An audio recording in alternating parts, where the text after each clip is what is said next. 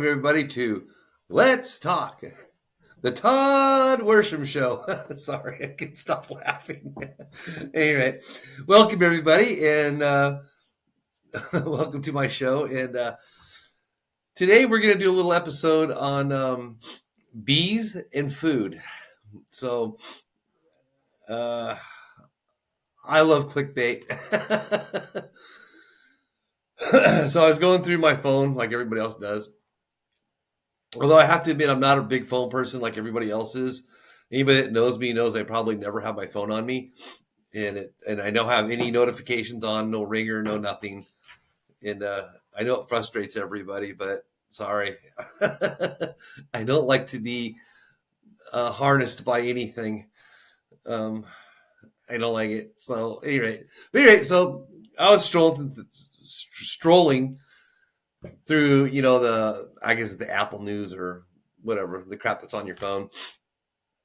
And this thing popped up and it showed, obviously it was a right wing fear mongering clickbait, because it was a picture of farmers burning their beehives, their bee boxes. And I am a big fan of bees. I understand how important they are to our food chain, how important they are to the whole complete ecosystem of this planet. Not just for us, but it's for animals and pretty much anything that's alive and requires eating vegetation. Bees cross pollinate a lot of things. Between birds and bees, if they were both gone, I'm pretty sure that we would not. I don't know. I don't think we would live very long. But anyway, so I'm scrolling through the phone. I see this farmer out there in the middle of his farm burning his bee boxes, and the ad says something like, with all the bees being killed, our food supply will dwindle, or something like that, right? So, of course, I had to click on it because anybody that knows me knows that I'm into like holistic stuff, and I'm not into the big processed food, fast food chain, and all that kind of crap. Not that I don't eat fast food. Don't get me wrong. I mean, we all do it, but I try to keep it at a minimum. And so that got me. The clickbait got me, but I already know it's clickbait, so it's okay. It's great because I love to open them and just read the articles. So anyway, so I read it, and then the article actually took you someplace else, and it started talking about um, why they were burning them. So come to find out, and I didn't know this. I'd never heard of this. So bees, they have this disease that's going around, and as far as I can tell, it's been around for as long as we've understood bacteria and stuff like that. So um, I read some reports from like 1906 and stuff like that on it. So it's we've known about it for a while. But anyway, it's called the foul brood. And some places spell it two words, and some places spell it one word. But they're called foul brood spores, and it's a natural bacteria that's found either on vegetation or in the ground. And um, boy, I'm going to chew this all up. I already know it because I can never say these technical words. But it's called the pain the paein. I can't even say the word. The paenicabilis. PAENIBACILLUS. But at any rate, this bacteria lives up to 30 years. And how it works is it gets into the larvae of the bees and it kills them. And it spreads all through the whole hive. And up until now, really the only way that you could get rid of this was to burn the bees. So good news is, and I hope it's good news. I hope mankind isn't screwing around with the bees, because this worries me when we get involved in stuff that's a natural occurrence, like putting out fires. I don't want to go down that road, but I've always been a big believer of not putting out fires in the forest because you shouldn't do it. It's how a lot of trees regerminate and how they repopulate. So it's part of their life process for a lot of trees up in the mountains. So we really shouldn't be putting those fires out. Besides that, trees don't give us our oxygen. The ocean does. So if you want to be a green freak and you really want to worry about things, you should really worry about the ocean and plankton, which is actually dwindling and it's evolving. And I just read an article on that a couple weeks ago. So plankton is changing too, and they're coming out smaller, I think, and something else. I can't remember what's happening with them, but they're changing too. And that's pretty much who produces, I think, like 70% of our oxygen is from the ocean, from plankton. So anyway, so these little spores, they're in the dirt, and the bees, because they crawl all around. They're little truckers. They're off roaders or 4x4s, and they walk around the ground. They go from plant to plant. They fly all around. They do all kinds of good things, and they pick it up and they bring it back to the hive, back to the bee box. And when they do that, they affect everyone. Or I should say, they infect everyone in the hive and the new larvae.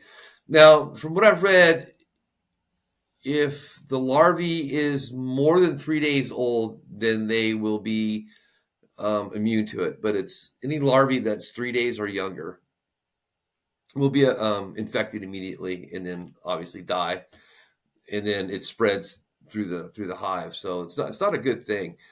I love bees. I think they're really cool. I'm not afraid of them. Been stung by them many times, sometimes even playing with them. so So yeah, we came up with this, and I can't even begin to say that word, but it looks like an antibiotic. The word does. So it almost looks like ivermectin, ivermectin, the stuff that's for COVID, the horse stuff, ivermectin. Yeah, it kind of looks like that, but it's not. It's something a little bit different. But anyway, so I was reading up on this, and they're making some really good progress with this.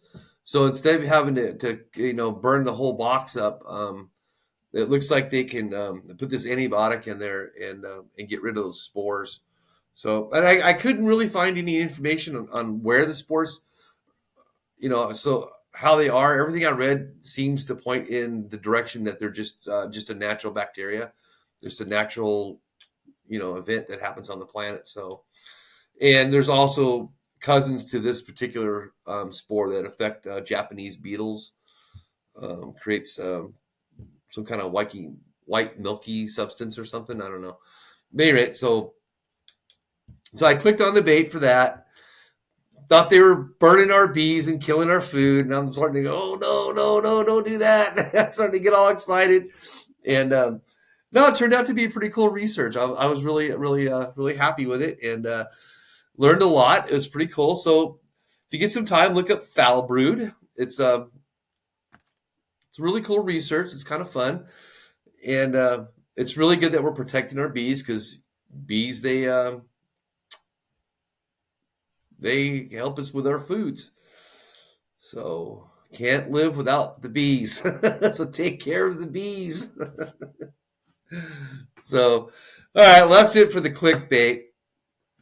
So now we're going to move on into the food, the other part of the bees. So food. So I am older. I'm not going to say how old, but I'm older. I'm old enough to remember when I grew up that we went to the farmer's market. I grew up with my grandparents, and every Saturday, my grandfather and I would get in the truck, and we'd head down the street, and we would go to, I think it was called Plowboys. We go to Plowboys Market, which was like a farmer's market, and then I can't remember the butcher, but we would get all of our meats from the butcher, wrapped in nice wax paper or whatever that parchment paper or whatever it was called. But it was all wrapped up in that, taped up, really nice and neat. And then we go over to Plowboys and get our fruits and vegetables. Then we would usually go to, I think it was Vaughn's grocery store. I don't know if they're even around. It's California. I don't know. But then we'd go get our packaged products and our garbage food from there, macaroni and cheese, cereal, canned goods, stuff like that from there. But anyway, my point being is, um, I'm pretty sure most everybody in my generation and the generation before me grew up on not only home cooked food, but food that was locally grown. When I grew up in California, there was farms everywhere. I can remember as a child, as a kid, there used to be farms, strawberry farms, and I think watermelon farms right along the coast. And we used to ride our bikes down there and lay in the strawberry fields and sit there and mow down on strawberries. I remember that. And there was just fruits and vegetables all over the place when I grew up in California. So I grew up kind of like in the Long Beach area. Um, so yeah, there was food. There was natural grown food everywhere when I grew up, and I didn't grow up with candy. I didn't grow up with junk food. As far as like going out to dinner, um, didn't really do that too often. There was like a couple places that we used to eat at.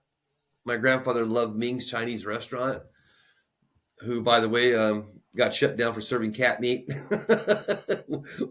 When I was in the army, my grandfather sent me the clipping from the newspaper. We'd eaten there for a long time. So if anybody ever asks you what cat tastes like, I just tell them Ming's. I probably ate it although I didn't really care for chicken in the Chinese food, but I did eat it. I'm more of a beef person, but but anyway, so we would probably go out to dinner. I don't know, maybe once or twice a month, and I'll be honest with you, I can't really think of. I think we used to go to a place called Chris and Pitts. They had ribs and stuff like that there, but for the most part, my grandfather would barbecue on the weekends, and my grandmother would cook during the week. So I grew up with good home cooked food. Candy was only Halloween and maybe Easter and holidays, and that was it. My aunts used to come over and make pies every once in a while, lemon meringue pies, and my favorite strawberry rhubarb pie. My favorite. My aunt used to make that so good. I still crave it to this day, but nobody makes it anymore. So our foods today, I don't know if you've heard all the hype out there, all the conspiracy theories on the numbers.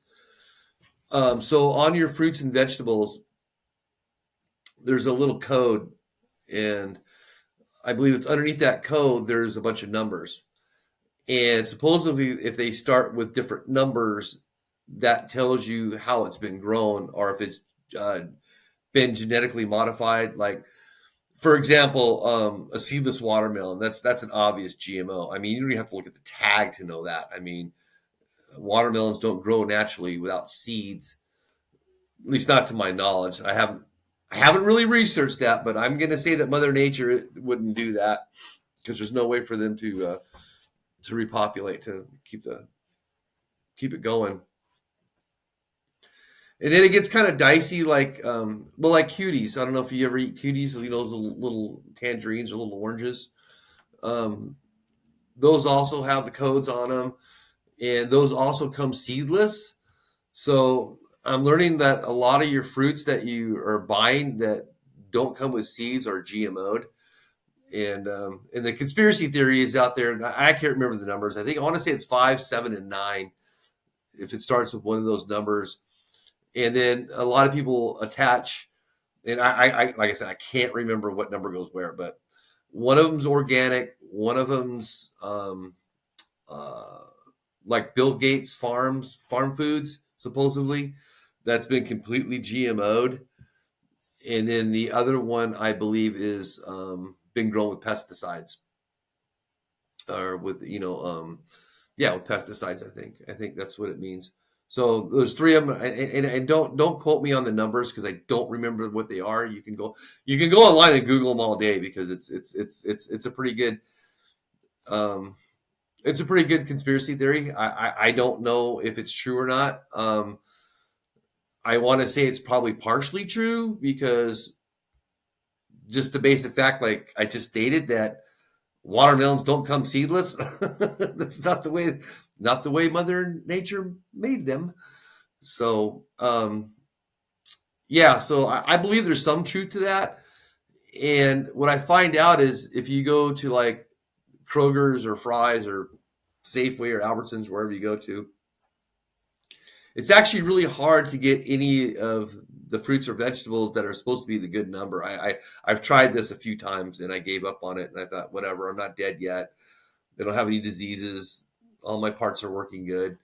The only thing that's screwed up is my brain. Can't fix that. So, um, so in today's world, like at my okay, for example, at work, um, the workforce in aviation right now is really weird. It's either like you're over 50 years old, or you're under 40 or maybe even 35. There's like between 35 to actually 50, 55, there's like this big, huge gap. So almost everybody I work with is under the age of 30. I would say, yeah, under the age of 30. That's about right. So what I noticed is the older people like me, we all bring our own lunches in, we all prepare our own food, and we all eat what we make. Whereas the younger generation, the younger people that are there, they all eat out. Almost all of them. There's a couple that don't, but for the most part, they eat fast food every single day. And I don't know. I think our food is a major contributing factor to almost all the cancer, the diabetes, and diseases, and a lot of the medical issues that we're having today. I personally attribute them to food. Um, I believe if you eat what comes from the ground, I believe that if you eat what Mother Nature has provided for you, your body will function better. It will process things better. Like, for example, let's just take Diet Coke, for example.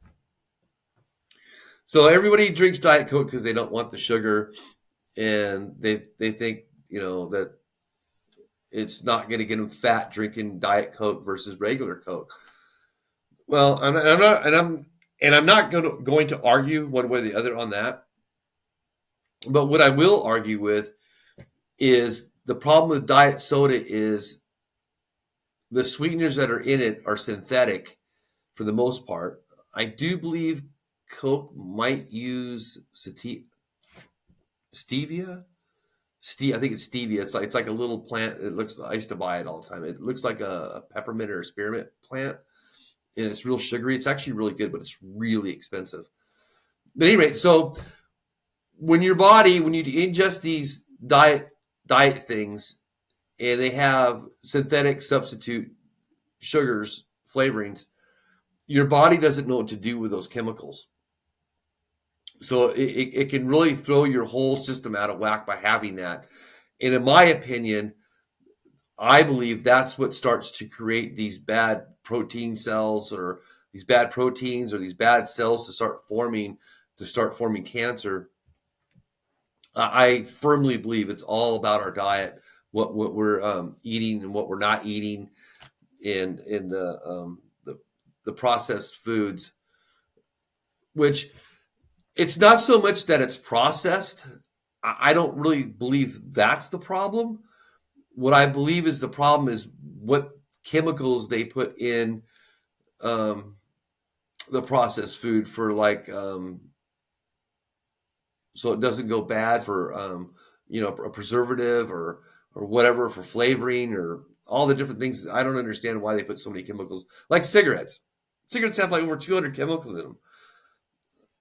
Why do you need to put chemicals in cigarettes? I don't understand that. Why can't you just roll tobacco and smoke it? I don't get that whole thing either. And then a lot of things, because like went from the cigarettes to the vape, and that was just as bad as that too. So screw all that.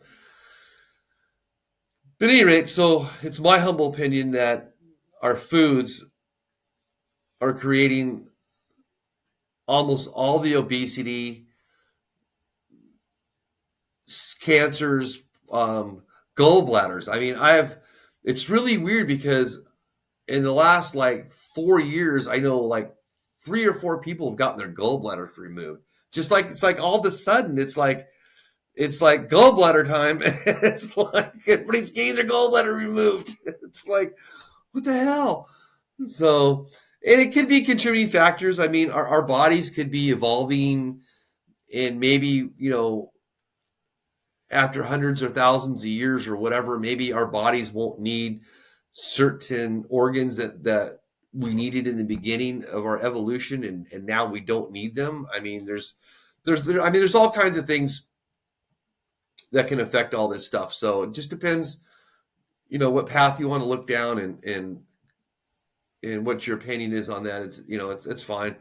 But I personally believe it's the food and the obesity part, because I know for me, I don't exercise enough at all. I mean, I know that. And if I started eating fast food and not exercise, or exercising at the level that I am right now in this moment, yeah, I'd probably weigh 400 pounds easy. But I really watch what I put in my mouth, and it's not so much the calories, um, or the sugar. To me, it's more of the quantity too. Um, everything's good in portions. Everything's good in moderations. I believe that. That's why I stay away from chocolate, because I can't control myself with chocolate. And if I get chocolate and I sit down, it's gone. It doesn't matter. It doesn't matter how many there are. I can't I can't control myself with chocolate. That's definitely chocolate's my oh yeah, chocolate kills me. So I do what I can to try to ingest, try to take in good foods.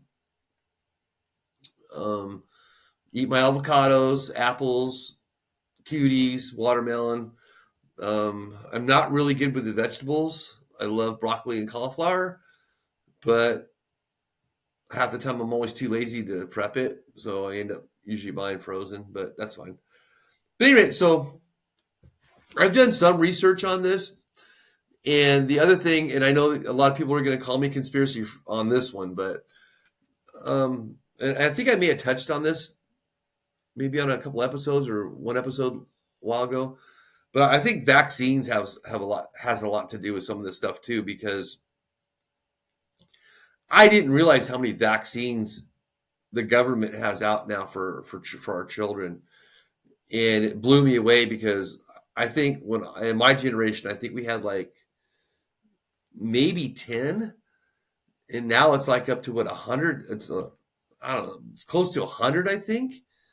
I don't know, but it's all I remember seeing is when I looked it up.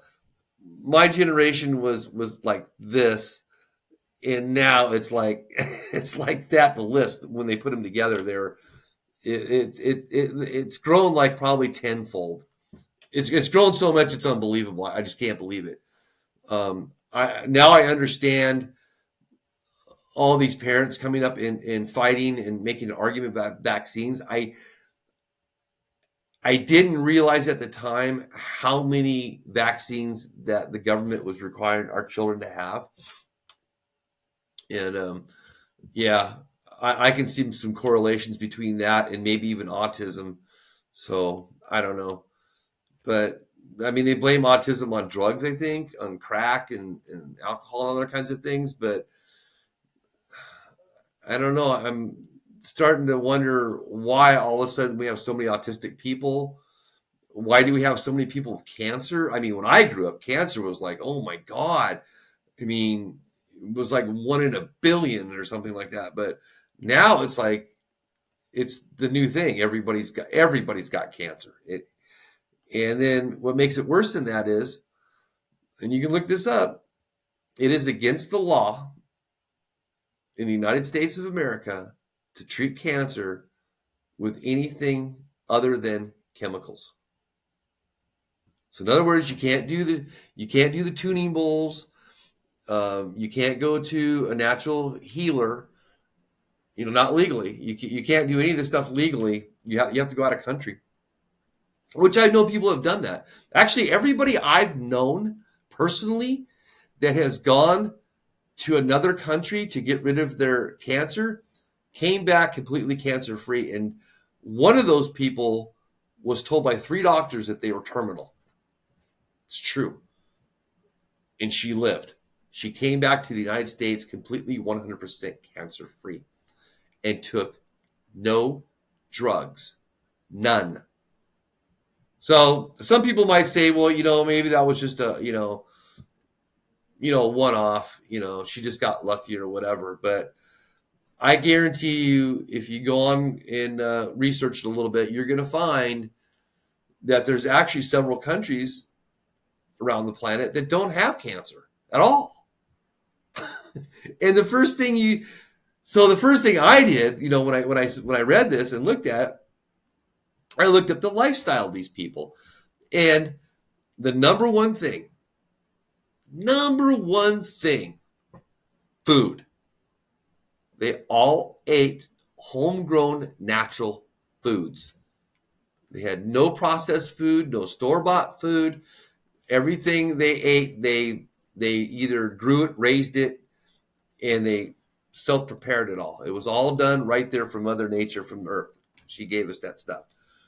And the other thing too, of course, but I don't conspiracy crap, is the vaccines, of course, because they don't do a lot of those. Some of those countries just don't do vaccines like that. I mean, they do certain ones. Don't get me wrong, but I think we're kind of overboard. I think the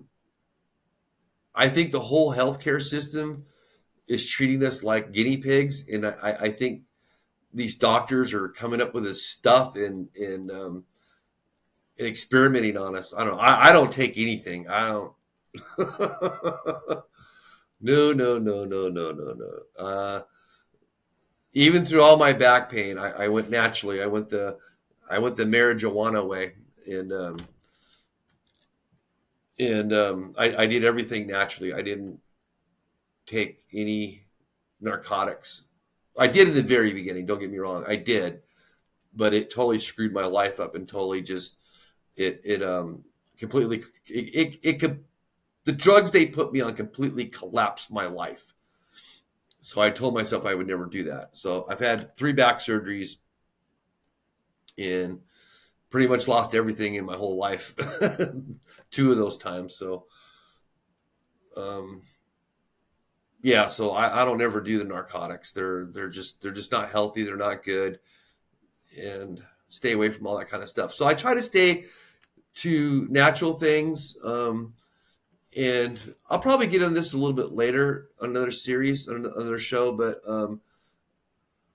I'm finding out that the spiritual way is probably the best way to heal your body, and the best way to stay healthy is to be spiritually sound and to be spiritually healthy. I know since I've gone down that road, my idea of food, the way I look at food, and the way I understand food is completely different now that I'm going down this kind of, this kind of path.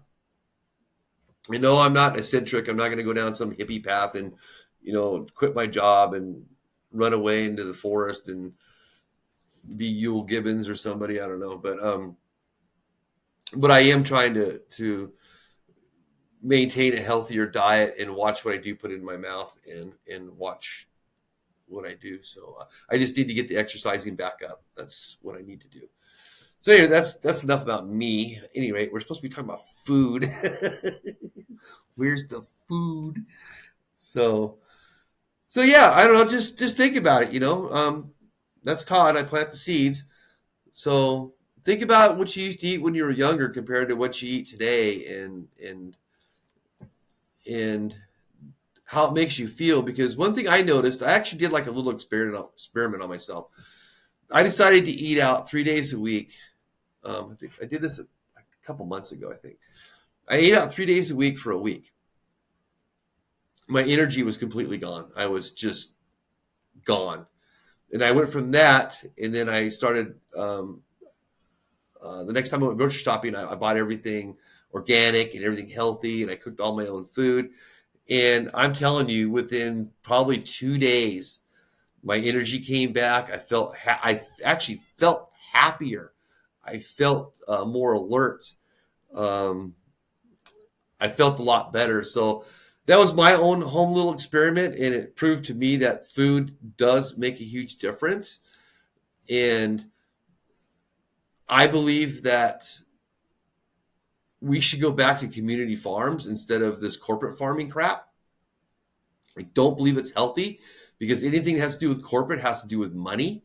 So it's all money driven. And to me, that's wrong. Feeding people isn't about money. Feeding people is about feeding people. It's about keeping our planet healthy. It's about keeping our citizens healthy. Um, we all need to be healthy. The only way to do that is eat healthy and exercise. So try the experiment yourself. Seriously, eat out for 3 days. Eat out 3 times a day for 5 days. Just do it while you're at work because that's easy because we're all busy.